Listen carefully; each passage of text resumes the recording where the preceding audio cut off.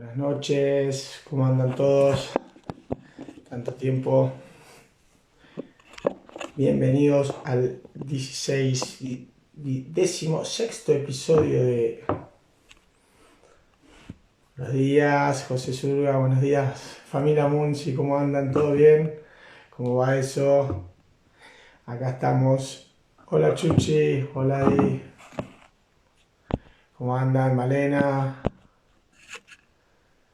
acá andamos. Ahí se me va. Hola Ari, hola a toda la gente. No puedo.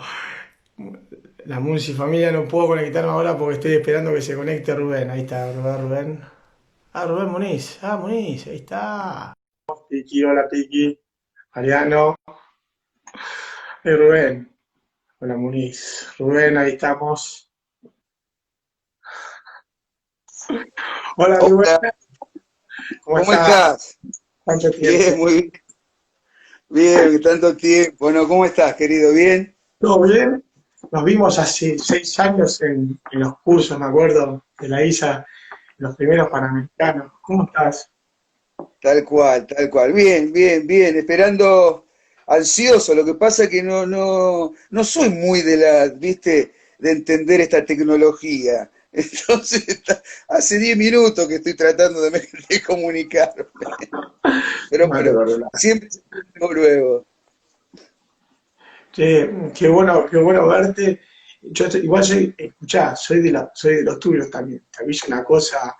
Yo empecé cuando el cuervo me propone esto. Yo no usaba, de hecho, si mirás mi cuenta de Instagram, pues esta es la de cuervo, yo no utilizaba. O sea que me fui haciendo amigo con los vivos de Instagram. Esa es la verdad. No sabía ni cómo se conectaban los vivos. ¿Ja?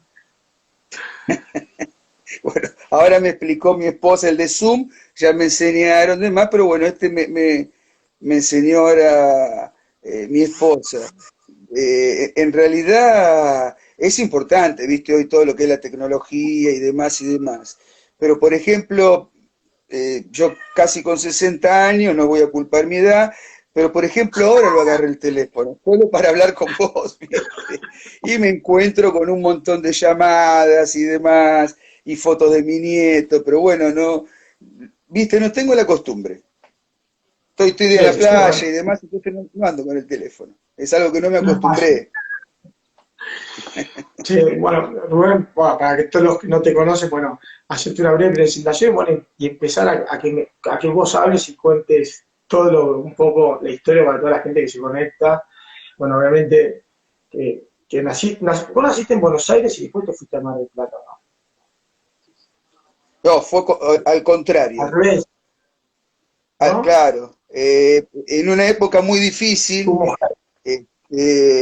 nos tuvimos que ir después a Buenos Aires, viví unos Sí, cuantos años, casi toda una vida, sí. en parte de Buenos Aires, y lógico, frecuentaba la ciudad todos los años. Después no, ya después me vine para Brasil desde muy jovencito.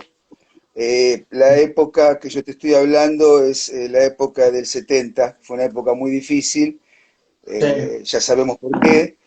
Bueno, Mm, yo tengo hermanas de 70, 71 años y no había facultades, las pocas que habían estaban medias que tomadas sí. y los padres muy asustados, mi papá y mi mamá, nos fuimos y dejamos a mis hermanas en La Plata y nosotros nos fuimos para Buenos Aires. Y ahí, bueno, era todo fin de semana. Yo creo que fui a conocer Buenos Aires con 20, me fui a los, ponele 12, no sé, o 11 y creo que la fui a conocer a los 23, 24 años en la calle Florida. Mm. No hubo un fin de semana que no me vaya a Mar del Plata. Ni uno, ni uno. Pero bueno, tengo grandes recuerdos y grandes amigos en Buenos Aires, lógico, lógico. Antes Este, de irte a Brasil, que empieza a contar, ¿cómo empieza tu encuentro con el surf? Antes, después que hable de tu familia y quiero que cuentes vos sobre tus hijos y que hables de tu mira, mujer y todo. yo fui criado en el centro, ¿no? Mm, Bueno, cuando viví toda mi vida en Entre Ríos y Rivadavia, pleno centro, ¿no? sí, Ahí tuve la suerte de frecuentar la Popular, ¿no? Y ahí tuve la suerte de tener un amigo hasta el día de hoy, un hermano que la vida me dio, que se llama Ricardo Arosa, el negro, ¿no? Que él ya me empezó a poner la pulguita atrás de la oreja, ¿viste? Él ya surfaba, hacía un par de años, y dale, y dale, y dale, y dale, y aunque parezca mentira, mi primer ola fue en Danilo, ¿no? Me prestó una tabla a Marcelo Crespo, que vive en Estados Unidos, una single fin, y bueno, era blanca con la lengua de los Rolling Stones, y esa fue mi primer ola. Pero mi playa, donde yo fui criado, ¿no? Con mi familia, con mis parientes y mis amigos, siempre fue la Popular o la Bristol, ¿no? Entonces yo me quedé ahí en La Popos, una playa que adoro, es una playa que si bien es todo lo contrario donde yo vivo ahora, viste que es naturaleza y la arena blanca y no se escuchan bocinas. Bueno, yo no puedo quitarme del corazón a esa playa, no puedo. Yo llego a Mar del Plata y lo primero que hago es ir hasta la Popular, agradecerle todo lo que me dio y hacer una oración por mis padres. Sí, qué bueno lo que decís. Creo que es lo mismo que me pasa en su momento, nací en Buenos Aires y me pasa con Miramar, ¿no? O sea, mi carrera en el mar la empecé en Miramar y si bien ahora estoy en Portugal, es como si vos, o sea, Miramar es el lugar, es el agradecimiento de lo que decís vos a las personas que te hicieron conocer eso y que me dio la posibilidad de desarrollar mi amor por el mar y todo lo que hago con él. Pero bueno, qué lindo lo que decís. ¿Y cuándo te fuiste a Brasil? Bueno, contame. ¿Con tu Bueno, mujer? ¿Con el tus hijos? primer, el primer viaje, el primer viaje a Brasil así solo, no quiero que tomen esos ejemplos los chicos, porque no es un muy buen ejemplo. Salía de bailar, ¿no? Eh, no me recuerdo si era María López, el náutico, no recuerdo bien, y un amigo cuando habla me dice, vamos a Brasil, y le digo, tengo mocasines. Mirá vos qué locura, ¿no? La que pensé. Años 78. Yo te presto unas zapatillas. Y nos fuimos. Imagínate, los padres. Y nos fuimos. Ya habíamos vivido acá, ¿no? Por una cuestión de trabajo de papá. Y me vine. En esa época no había la violencia que hay hoy. Al contrario, la gente era muy caritativa, era muy donativa, te veían que eras mochilero y enseguida te subían, te hacían, te prestaban el baño para que vos puedas darte una ducha y demás. Era otro mundo, ¿no? Fueron evolucionando las cosas y bueno, también evolucionó la violencia, ¿no? Que es parte, no voy a decir que mi juventud fue mejor que la de ahora. Pero bueno, en nuestra juventud había más paz, más tranquilidad, más confianza, nos veían chicos. Y bueno, ahí pasamos los primeros 3 meses, estuvimos 2 meses en Río y un mes en Sacuarema y nos volvimos. Ahí percibí en mi cabeza que, digo, ¿cómo funciona? Porque yo quiero surfar todo el año, ¿viste? Yo quiero estar en el agua todo el año, pero no quiero pasar tanto frío, ¿viste? Era una época que no había un equipamiento muy buen equipamiento, ¿viste? En Argentina. Los trajes de neoprene eran de buceo, duros, no era tan fácil. Y así todos nos sacrificábamos. Por eso yo les digo, inclusive a los brasileros, les digo, en chiste, ¿no? Los verdaderos surfistas están en el sur. Digo, porque con una ola de medio metro y 9 grados se meten, ustedes no. Y tienen calor, ¿viste? Yo digo, los verdaderos están en el sur, están en Mar del Plata, en Pinamar, en Miramar, en Rawson, y ellos en realidad no lo pueden creer que el traje 543, botas, guantes y demás. Entonces empecé a frecuentar, y aproximadamente a los 22 años ya fijé residencia acá, o 21 años. Y aprendí mucho con ellos. ¿Qué aprendí? Que no tenías que ser un competidor porque no se podía vivir del surf en esa época, ¿no? Los profesionales ganaban poco dinero, los amateurs no ganaban absolutamente nada, pero había un crecimiento en el deporte muy grande. Y ahí ellos descubrieron que el abanico del surf es mayor de lo que uno piensa. Entonces empezaron cada vez a haber más fábricas de tablas, empezaron a haber más fábricas inclusive de ropa de neoprene, ya estaba la Mormay, empezaron a aparecer los coach, de esto te hablo hace más de 30 años, ¿no? Empezaron a aparecer los coach. Entonces no se terminaba el surf después de tu vida competitiva, ¿no? Y tenías que ir a una facultad y usarlo como un hobby. No, podías seguir viviendo de tu pasión, de tu amor. Y eso me abrió mucho la cabeza. Y a mí siempre me gustó la competición. Debe ser porque soy un pésimo competidor, ¿no? Viste que por ahí a veces querés compensar la competición.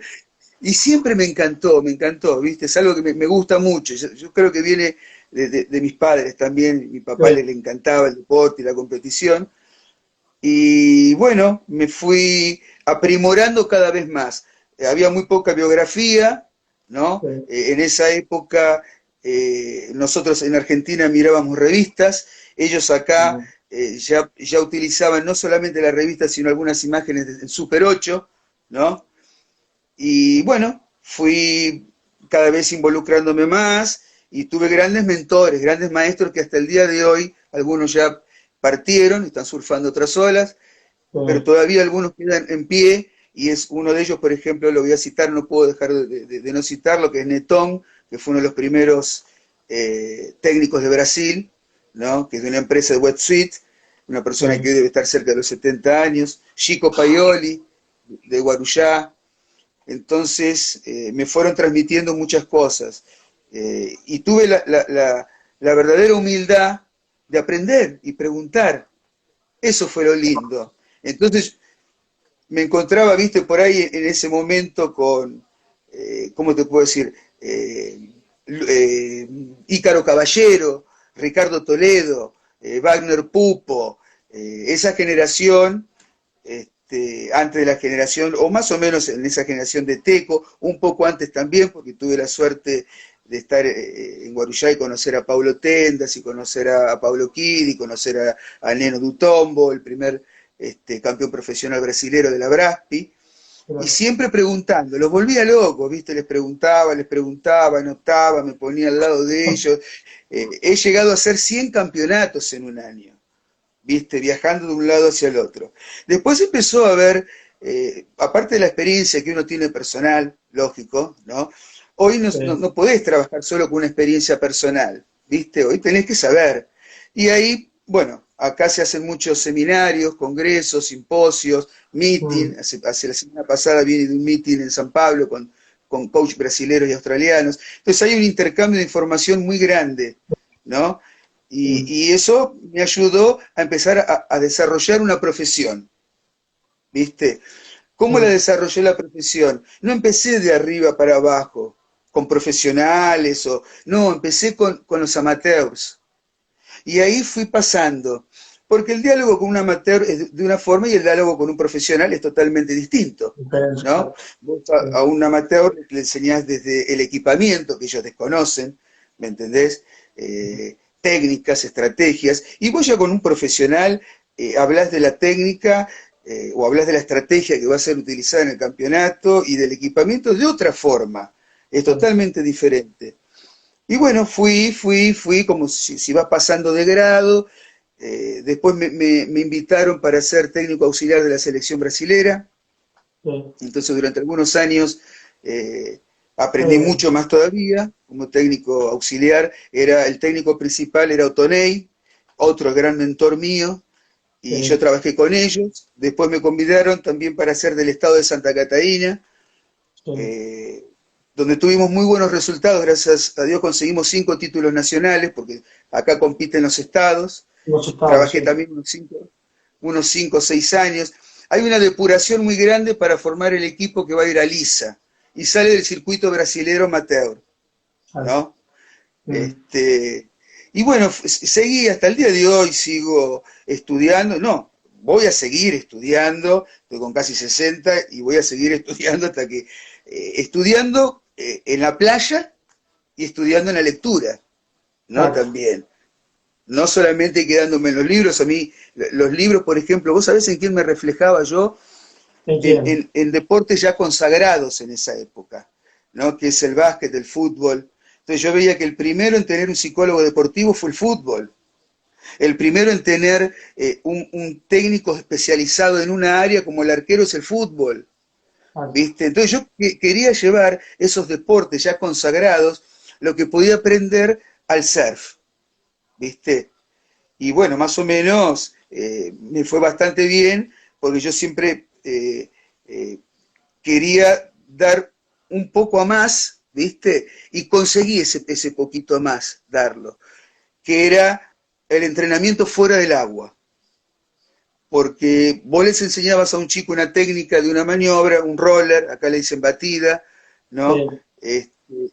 Le enseñabas toda la técnica, la hacía perfecta, pero en el agua la practica 20 veces, ¿no es verdad? Ujú, Entonces sí, se han hecho varios estudios sobre lo que es la memoria muscular, la biomecánica del cuerpo. Entonces yo hacía que ellos hicieran esos mismos movimientos fuera del agua, pero repetitivos. sí, Entonces un pibe en una semana me daba 150 rollers. ¿Viste? Cuando iba a dar el roller era corregir pequeños detalles nada más, exacto. ¿no? Hoy está el análisis, viste, comparando con otros, hoy avanzó mucho más, pero yo sigo haciendo eso y sigo haciendo lo otro también, viste, sigo haciendo un surfing fuera del agua también. Mm, Sentarlos al lado mío, una ola corriendo sola y preguntarles qué harías en la ola cuando están lesionados, por ejemplo. Yo cuando están sí, lesionados nunca los separo del deporte. Una vez que ellos pueden tener una locomoción, los llevo hasta la playa y los hago surfar imaginariamente la ola. Y después la analizamos conforme a sus palabras, pero no hay ningún surfista en la ola. Y me dice, claro, no, en realidad acá no tenía que haber dado una pasada, acá tenía que haber hecho un snap, ¿no? Y no claro, haber vuelto al botón, sino ya pasar esa.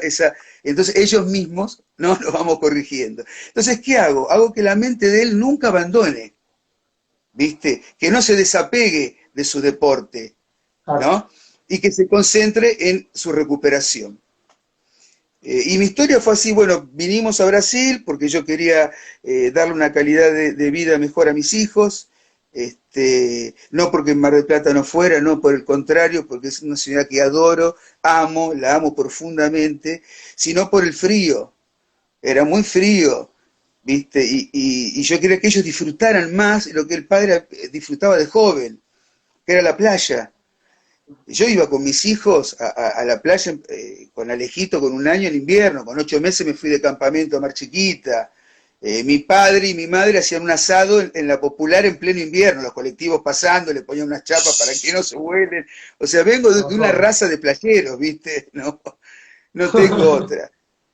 Y ahí, bueno, fundamos la asociación de acá de Bombiñas, soy miembro fundador, ya hace 25 años, y comenzamos a organizar los campeonatos. En esos campeonatos comenzaron a participar mis hijos y en el Sinio, la verdad hoy es mestre de barco, pero fue un gran atleta, le ganaba a William Cardoso, a Jean de Silva, pero lamentablemente la parte financiera no lo podía acompañar para él poder continuar con el deporte porque no había todavía un patrocinador que a él lo banque, ¿viste?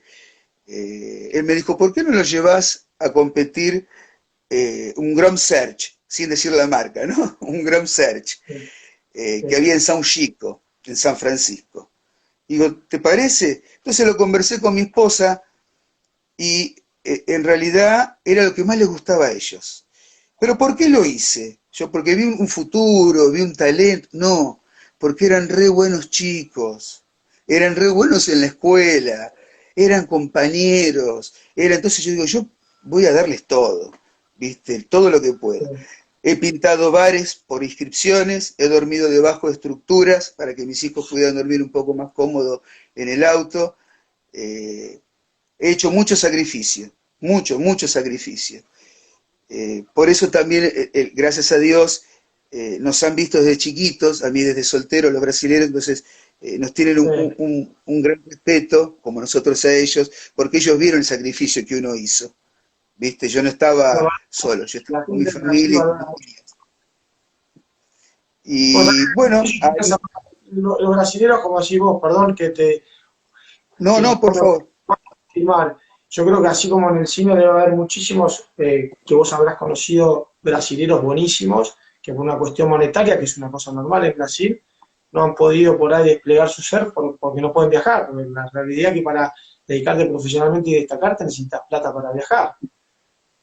Exactamente, exactamente, Así que exactamente. calculo Es así. que a veces de vos cuando ven esas cosas sabiendo que estás en otro país, calculo que también viene lo que decís vos. Yo, sinceramente, tenés muchísima razón. Eh, el deporte solamente puede evoluir a través de un proceso de inversión y profesionalismo. Mm, La inversión antiguamente era solo de las marcas dedicadas al deporte, ¿no es verdad?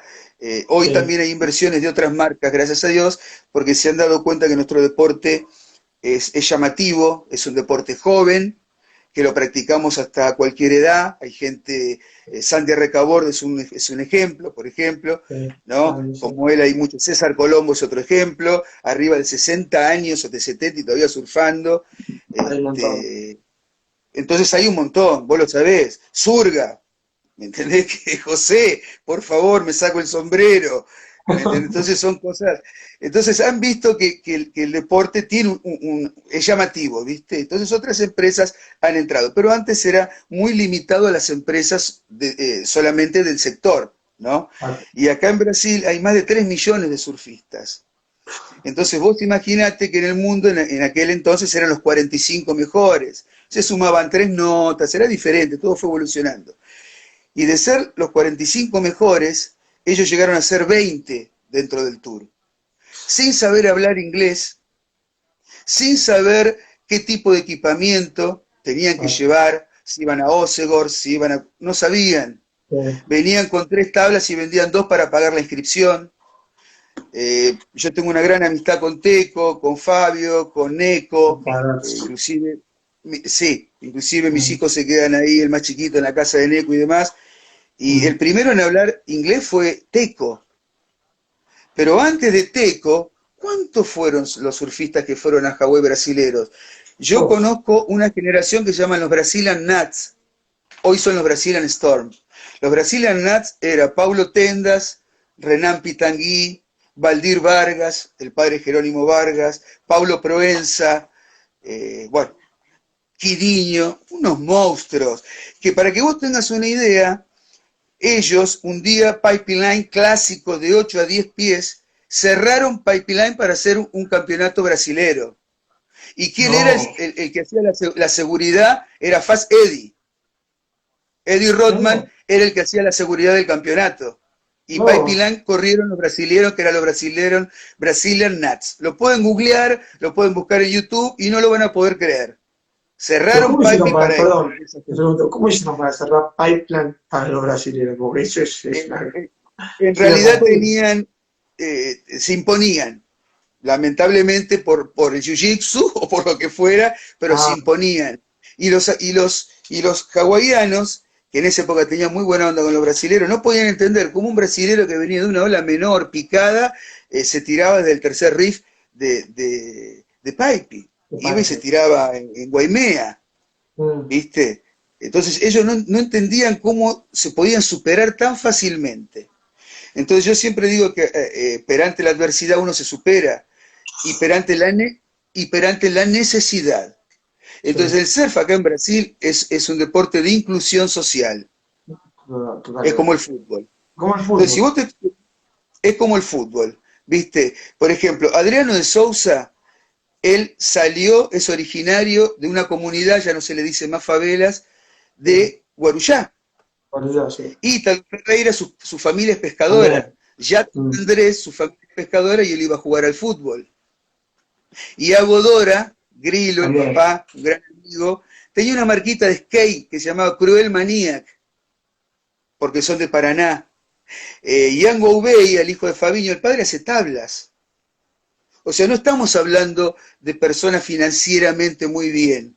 No, ¿Viste? Al contrario, lo vieron como una salida profesional y que profesional le tal. gustaba. Por eso se sacrifican tanto. Ante una necesidad, vos das todo. Los todos, ¿viste? Porque exactamente. es eso o nada. Y eso es Mm. lo que hicieron ellos. El padre de Gabriel Medina, que no es Charles, es el padrastro de Gabriel Medina. De padrastro. El verdadero papá de Gabriel Medina trabaja en un supermercado colocando los productos en las bolsitas en Marecías. Sí, Y Charles, que es el padre que lo crió, vamos a decir así, tenía una surf shop. sí, Y vos sabés que tiene un surf shop o surfy shop, y como le dicen acá, sí, no vas a ser una persona exacto. con grande potencial para poder bancar una carrera profesional de un No, atleta. la Entonces, plata de verdad. ellos se esforzaron mucho y todo lo que los brasileros lo conquistaron fue a través de su surfing, Mm. no fue a través del dinero. Ahí llegó el dinero y los patrocinadores. ¿Qué hicieron Claro, los brasileros? Ellos hablaban en aquel entonces de una cultura surfística. ¿Qué era la cultura surfística? Los hawaianos son las grandes y tubos, los sí, australianos maniobras radicales en el pocket, exacto. los americanos rieles, bordas, Tom Curren, Sí, y los brasileros voladores. voladores. Entonces, ¿qué hicieron? Desde muy chiquititos, que fue la primera generación, los Brazilian Storm, empezaron a mandar a los niños con 11 años a Puerto Escondido, a Hawái, ¿me entendés? A Indonesia. La primera vez que fue Santiago a Hawái fue con 11 años. Hoy Santiago tiene 28 años y tiene como 15 temporadas hawaianas, qué sé yo. ¿Viste? No sé cuántas tiene. Entonces, llegaron y estudiando inglés. Entonces, soy un chico de 13, 14 años que está ya iniciando una carrera, porque se profesionalizan muy joven acá. Acá, por Sí, ejemplo, Alejo se profesionalizó con 15 años y demás ya saben hablar inglés fluidamente. sí. Les preguntás, ya fueron a Maldivas, ya fueron a Mentawai, ya fueron a Hawái, ya fueron a... Entonces, ese es el desarrollo. El desarrollo viene acompañado de un gran compromiso de las empresas del ramo y no del ramo en la inversión en lo que se presume va a ser un atleta de élite, ¿no? Sí, Nosotros ya estudiamos la personalidad. Yo trabajé de Oliero. Olieros son los que buscan talentos para sí. la empresa Mormay Volador, y sí. algunos años, y surfa bien, surfa, vi cómo él actuaba en la playa, cómo interactuaba con los compañeros y demás. Te estoy hablando de chiquitos. Y la Sí. segunda pregunta es la familia. A ver si no había conflictos de alcohol, de drogas, Sí. de esto. No interesaba si eran humildes, no, no. Sí. Víctor Bernardo es de la favela de Malufi y Alfio Lagniano lo sacó y le alquiló, que es el dueño de la Hangui Luz y de tantas otras marcas, ahora me enteré que compró Harley, y lo sacó de ahí, no, perdón, le alquiló un departamento para él y su familia porque su padre era muy trabajador y su madre también. No se piense que en las favelas hay solamente ladrones y No, traficantes, no, hay mucha pero gente humilde y trabajadora también. creo que lo que Y pasa también, ese sin de menospreciar en los barrios argentinos pobres, porque no me gusta decir villa como decís vos, en la vida, claro, yo creo que es un 80% de gente que trabaja y tenés obviamente, lo que pasa es que pagan justo por pecadores porque los pocos salen de ahí, pero hay gente que la va, como en todos lados, ¿no? Porque si no se estigmatiza mucho a la gente que vive en esos lugares y no es cierto, creo que es el y menor no es cantidad cierto, que vive mal, y digamos, que no no hace es cosas. cierto, no es cierto, no es cierto. Bueno, retomando un poquito Sí, para finalizar la historia, ese campeonato Alejo lo pierde en semifinales, le cobra una interferencia, el mar tenía un tamaño para él, ¿no? Era chiquito, sí, y cuando sale llegando a la orilla se para, entonces le cobran interferencia. Pero en el libro de reglamentos dice que si el mar está storm, el mar está grande, el sí, atleta puede salir parado, solo no puede maniobrar, exacto, porque así no confunde por la lycra al juez, exacto. porque nadie va a agarrar un competidor una ola y venir en línea recta hasta el inside, ¿no? Claro, Entonces, bueno, él pensó en eso, en ese momento los jueces no sabían mucho de esa regla, y lo desclasificaron. Yo nunca estuve en una estructura haciendo dejándote de escándalo, ni nada. nada, no, jamás. Los jueces amigos míos, terminó el campeonato, le pregunté a Vilo, por ejemplo, que era uno de los jueces, me explicó perfectamente bien, yo le expliqué, me dijo, Vilo, en realidad no conocía esa regla, este, y bueno, pasó lo que pasó. Ahí él vino llorando claro que vino llorando la madre, todo el mundo, porque por verlo llorar a él, ¿no? Porque había perdido, ¿viste? A casa. Y me dice, papá, el próximo fin de semana hay un campeonato en la playa Mole, ¿puedo ir? Uy, vos no sabés lo que hice esa semana para poder conseguir todo el dinero que era. Ir con la familia, alimentarnos, pagar la inscripción y hospedarnos. Siempre nos hospedaba gente amiga que ni nos conocían, pero sabían por otros las referencias. Entonces, si quieren quedarse en casa, quédense y demás. Les agradezco hasta el día de hoy. Y hoy son grandes amigos. Entonces, le saqué un poco la presión que él tenía, muy nervioso. Fui conversando con él. Él estaba con una otra tabla, compitiendo, y justo viene Schlickman y le entrega una tabla nueva. Y él la agarra y se vuelve loco. Entonces Joan le dice, no la uses ahora lejos porque todavía no la tenés marcada esta tabla. Y vos ya venís surfando con esa tabla. Y él no le quiso hacer caso. Entonces yo fui y le compré un grip gigante, porque acá hay grip para chicos, para que él no pudiera surfar bien, ¿me entendés? Y usara la tabla que él estaba usando. No, la usó bárbaro y fue campeón, hizo la mejor nota del campeonato y la mejor sumatoria. ¿Viste? Ahí digo, bueno, ya está, ¿qué voy a hacer? Ahí se acerca el tesorero de la federación, es muy gracioso. Ahí se acercó el tesorero de la federación, me dijo, ¿por qué no lo traes que tenemos la categoría sub-12? Él tenía 11 años.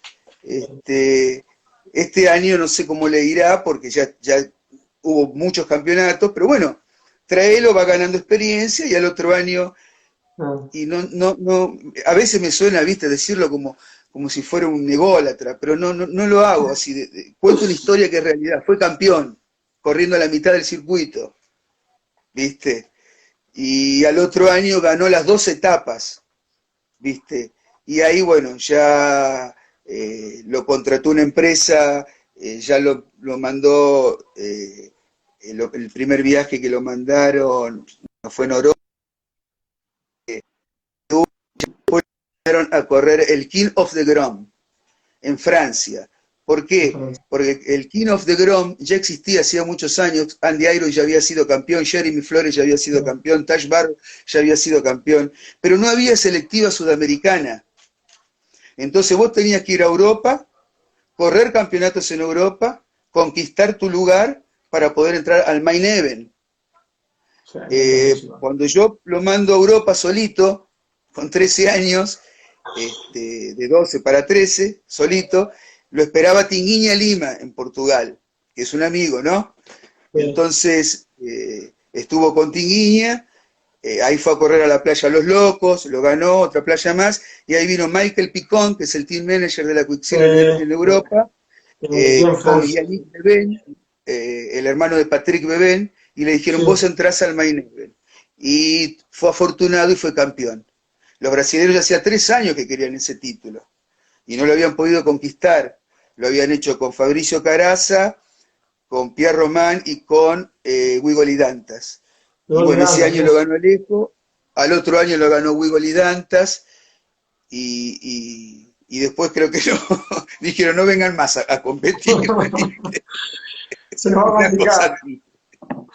Después vino a Sudamérica, ¿no? Gracias a Dios vino a Sudamérica las selectivas, que yo recuerdo bien, una selectiva que Felipe Suárez gana en Argentina, gana en Latinoamérica, se va para Francia, está lejos que lo recibe en Francia, y llega a quedar sexto compitiendo contra Fioravanti, Cano Agarashi. La verdad que fue un resultado muy importante para un país como nosotros, que es un país emergente, ¿no? Comparado con el ser mundial. Y esa es más o menos nuestra historia. Perfecto. No hay grandes.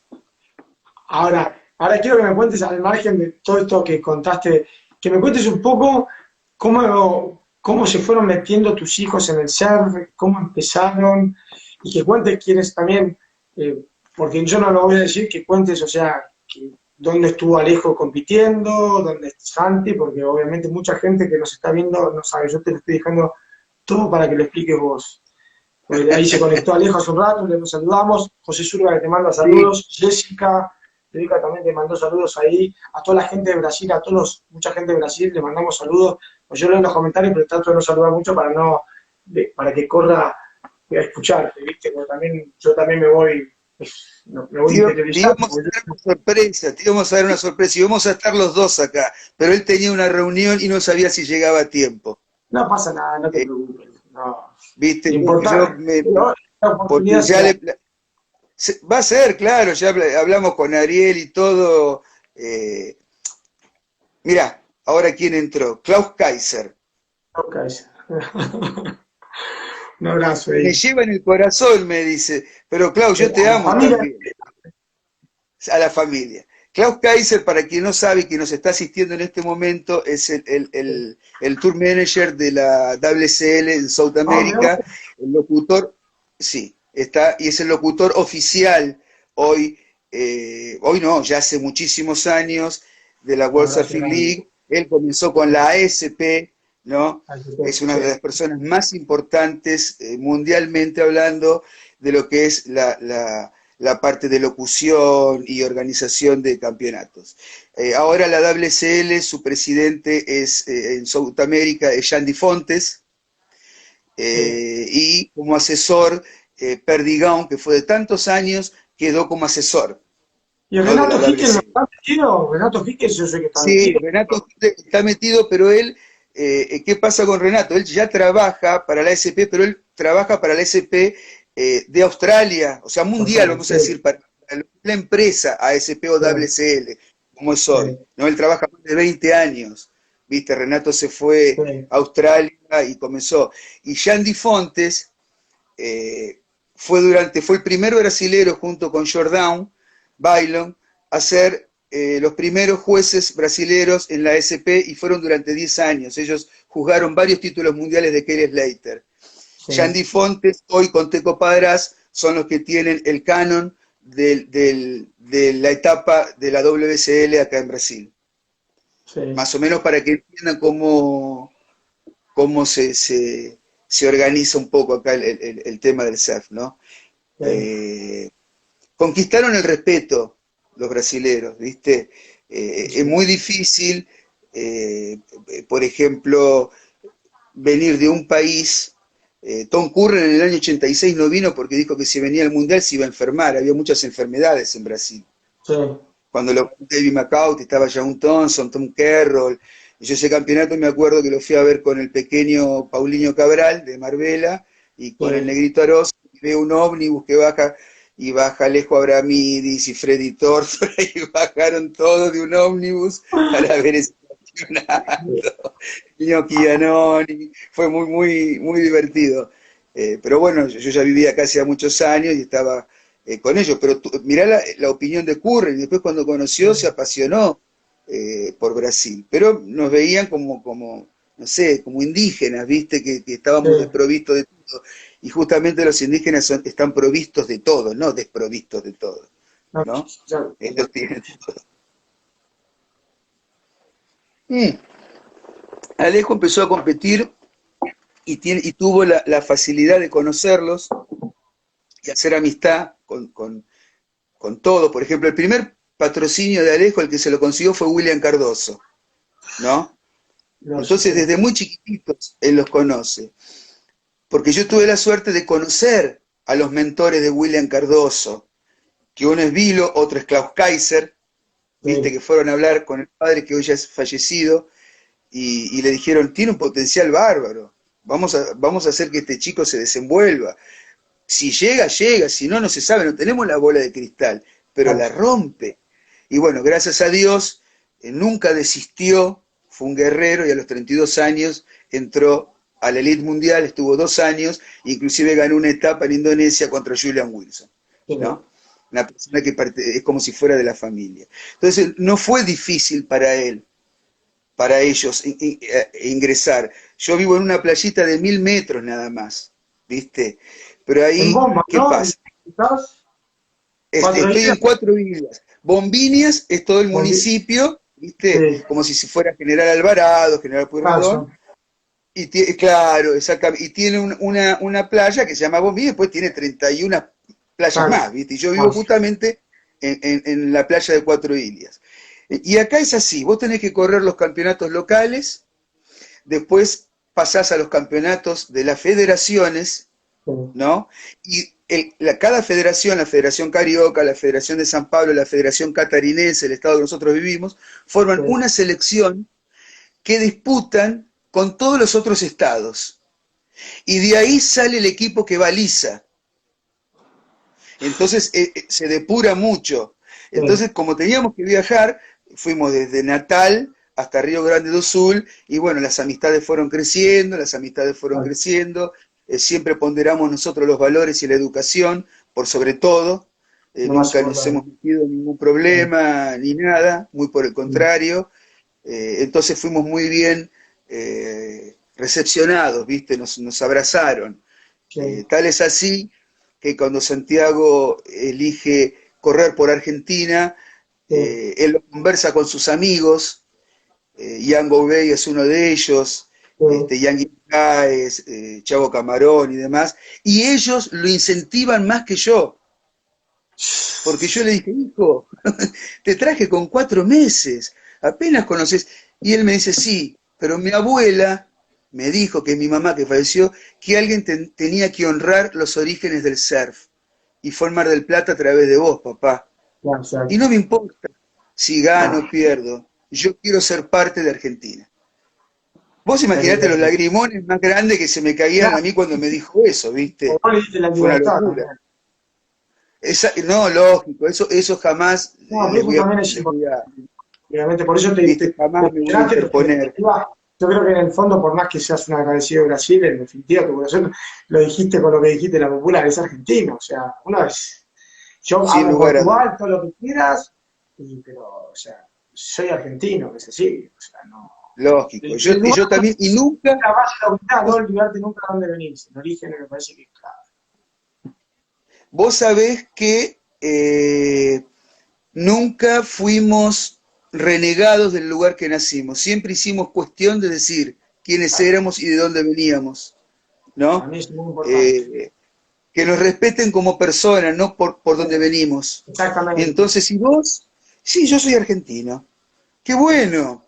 Por ejemplo, en el año 2011, Alejo fue considerado el mejor surfista profesional brasilero, la terna era Adriano de Souza y Jackson Andrés, Gabriel no estaba, y él fue considerado el mejor surfista brasilero, estaba Kelly aplaudiendo, ese es un premio que se entregaba en el Sheraton, y los amigos de Alejo, simpáticamente y con alegría me decían, el mejor surfista brasilero es argentino. Se reían, ¿viste? Y ya, imagínate, el aguja de Ipache, que lo debes conocer bien, enseguida lo que puso. Les tenemos que mandar a Alejo para que tengan unos vuelos, ¿viste? A él lo quieren mucho también acá, lo respetan mucho, más los Big Riders, ¿no? Que son los que lo conocen y demás. Pero fue así, con todo el respeto del mundo, y fue muy lindo, ¿viste? Nunca hicieron, así nos separaron. Y eso yo creo que tuvo que ver también mucho nuestra forma de ser.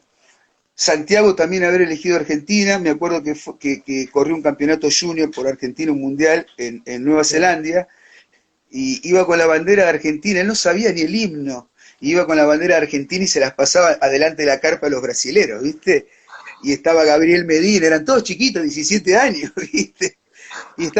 Y era toda una confraternización, que inclusive hay una foto que yo tengo muy, muy linda, que Gabriel va a buscarlos a los chicos porque se lesionó Santiago a la casa, y se va con los chicos argentinos a surfar en Nueva Zelanda.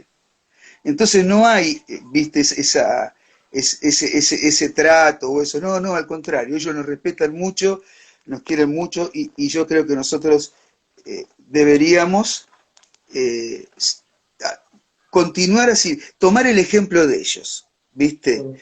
Porque es un país, como yo ya te digo, tercermundista, sin gran calidad de olas, sin grandes inversionistas, y así todo, ganan la ola más grande, ganan en stand-up paddle con olas, ganan el circuito mundial, bueno, tienen 25 títulos de bodyboard mundiales, entonces no les falta ninguno, ¿viste? De los títulos. Vos fijate que Sudáfrica, teniendo las olas que tiene y demás, no pasa de 1 o 2 atletas, ¿viste? Y tuvo su campeón mundial, que fue John Thompson. Todo bien, Pero después tuvo su otro campeón mundial que fue Martin Potter.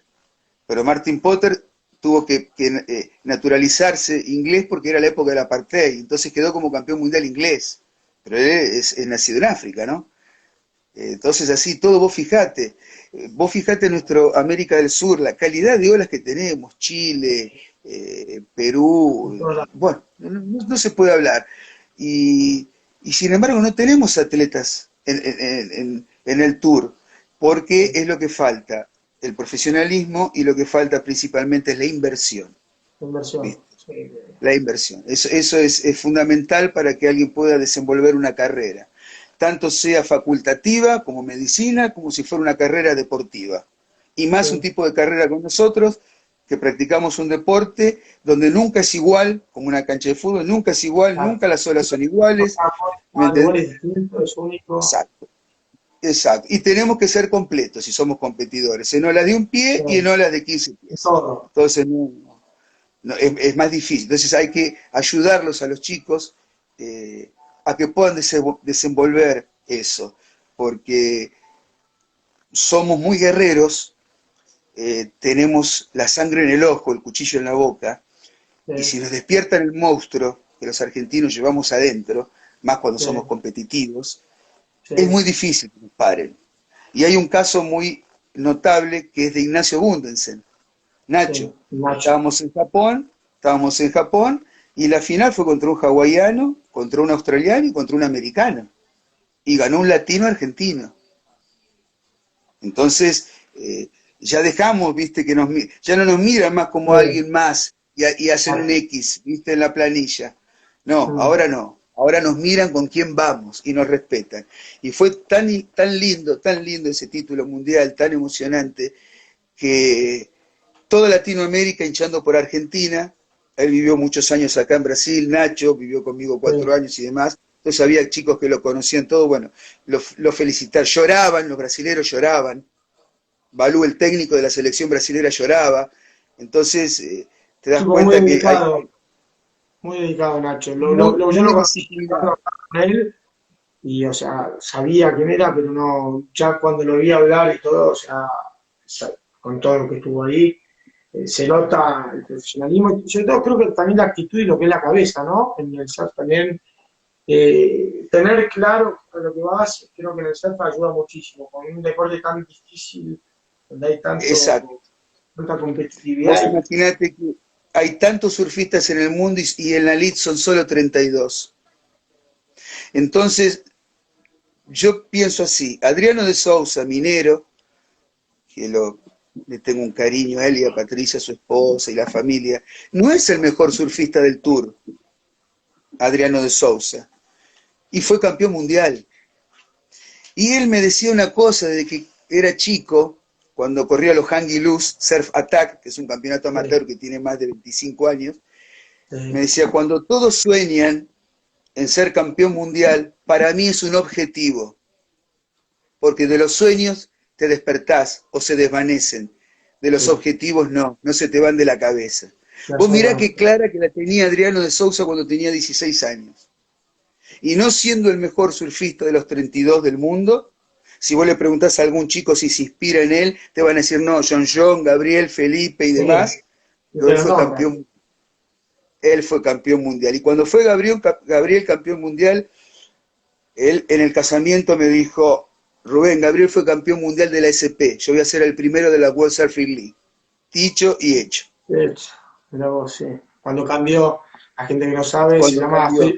por un tema de marketing, todo como cambió el surf, pasó de ser Association of Surfing Professional a pasar a World Surf League. Fue un cambio de marca hace 10 años. Para la gente que nos está Exacto, viendo, que no saben, que sepa. exacto. Bueno, yo coincido con vos en esas cosas, pero creo que se da, por supuesto que hay talentos como tenés, así Kelly Slater o Andy Irons, que creo que son talentos también naturales, que igual se combina un poco también de la dedicación, porque obviamente Kelly Slater no podemos decir que, porque somos otros, es un tipo que se entrena y vive para el surf, y es verdad, pero coincido en lo que vos decís. A mí me pasó en el 2006 cuando lo vi estando con el Cuervo, la única vez que vi la primera vez que veo un vivo, lo veo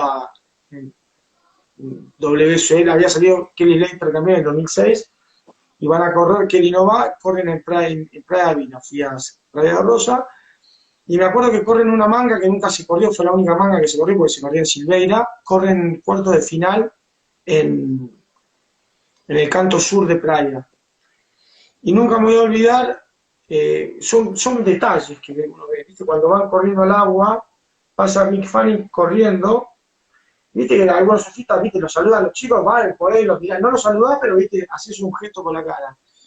Me acuerdo que pasaba Tash Barrow, algunos miraban, pero yo, me acuerdo para verlo pasar a Mitch Fanning mirando literalmente al agua, nunca se mete con una batería increíble, después gana el torneo, pero me acuerdo que ese día le digo a Ariel, cuando lo vi yendo al agua, este tipo, si no sale campeón pronto, le pegan el palo. Salió campeón al año siguiente. Llegar a la final a Oakwood, en la final tremenda, yo me acuerdo, tengo las imágenes de cómo surfeaba, pero ¿por qué te nombro Mick Fanning? Lo quise traer. Porque creo que si bien tiene talento, Mick Fanning, creo que tiene que ver mucho con la determinación y la cabeza del focusing. Podés tener un surf de la puta madre, pero si vos no tenés dedicación o no estás enfocado o con esa mentalidad como la de Adriano, en el surf creo que no llegás a nada. Podés ser un monstruo. Estoy de acuerdo contigo, estoy de acuerdo 100% contigo, y hay un caso que podemos citar que es Danny Reynolds. Es un surfista que no tiene límites, pero no puede competir. No es competidor, no es competidor. Wow. Entonces, eso pasa mucho. Mick Fanning, él tuvo una lesión, estuvo un año apartado, y cuando él volvió ganó 3 títulos mundiales. Yo hago una diferencia entre el don y el talento. Yo creo que el don lo tiene, por ejemplo, Kelly Slater, Gabriel, Ítalo Ferreira, y el talento lo tiene Adriano de Souza. Exactamente. Que de tanto trabajar su surfing, llegó a ser un excelente surfista. Totalmente. Surfaba con las piernas muy abiertas, yo lo conozco. Entonces el don es como Maradona, ¿viste? Te lo da Dios. Es natural, te lo dan, ¿viste? Pero el talento, con el talento, que es la disciplina, el esfuerzo y todo, podés llegar a igualar al don. Y le podés llegar a ganar al don también. Porque si no saben aprovechar el don, también tienen una vida deportiva muy corta. Con Joel Parkinson, Mick Fanning y Dean Morrison, el técnico de ellos, un día conversando en Argentina, fue a dar un curso, me dijo, yo sabía que Dean Morrison no iba a durar mucho. Entonces le pregunté por qué. Era el mejor de los 3, me dijo. Pero Fanning y Parco llegaban y tenían su parafina, la pita, la quilla, todo. Y él llegaba pidiendo todo, quillas, parafina, pita. Era desprolijo Dean Morrison, ¿viste? Bingo, entonces no, eso fue lo que a este gran maestro mío también, Maicon, dijo, no va a tener una disciplina para poder continuar. Y acá no puede surfar a un 80%. Acá tenés que surfar con estos monstruos a un 110%. Dicho y hecho, estuvo 2-3 años en la elite y después cayó, y es un monstruo surfando Dean Morrison.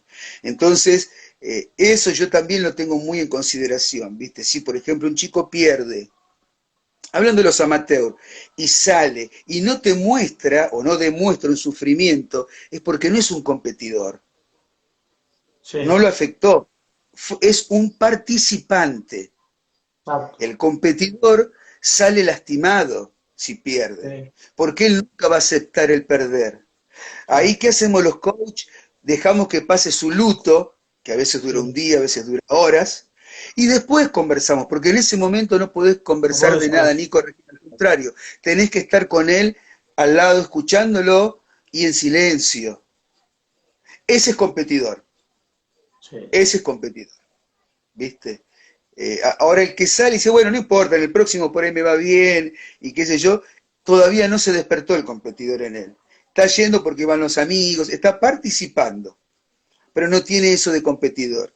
Y el competidor compite en todo. Compite a la bolita, compite al ping-pong, compite en todo. Hay un ejemplo, 2 días antes de la Triple Crown, Alejo era su primer año, precisaba solamente vestir la lycra para ser el rookie, que al final lo fue Julian Wilson por 400 puntos. ¿Qué hizo? Se fue a jugar al tenis 2 días antes. Mirá qué irresponsabilidad. se rompió el tobillo, porque él no iba a jugar al tenis a pelotear. El hermano me ¿En dice, serio? papá, una pelota como si fuera Guillermo Vila. Bueno, él no lo conoce a Guillermo, yo Exacto. lo sé, ¿no? Estaba en Wimbledon jugando, ¿viste? Porque son competidores.